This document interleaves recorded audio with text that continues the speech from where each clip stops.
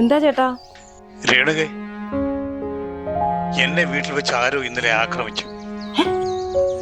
ചുമ്മാതിരി, പറഞ്ഞ ഡേറ്റ് ഒന്നും ആയില്ലല്ലോ. ആരോ കരുതി കൂട്ടി ചെയ്ത പണിയാണ്. ഏതായാലും നീ ഇങ്ങോട്ട് വന്നേക്ക്. ചേട്ടൻ പറയുന്നല്ല, എനിക്ക് പെട്ടെന്നൊന്നും ഇറങ്ങി വരാൻ പറ്റത്തില്ല.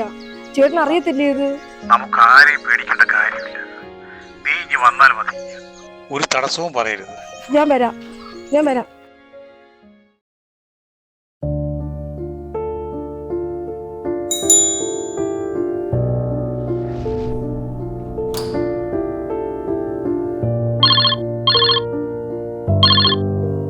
ഉത്തമ, നീ മധുവിനെ കൂടി ഇങ്ങോട്ട് വാ. എന്തോടെ?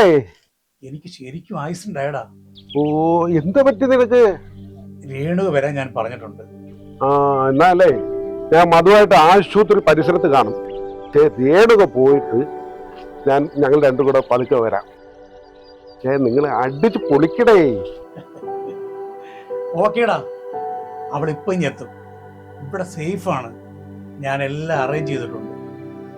അപ്പൊ പിന്നെ കാണാം. ഓക്കെ, ശരി എന്നാ. Okay okay.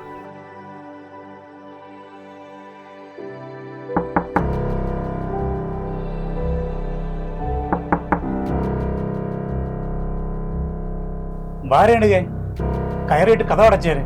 ആരും കാണണ്ട. വേഗം.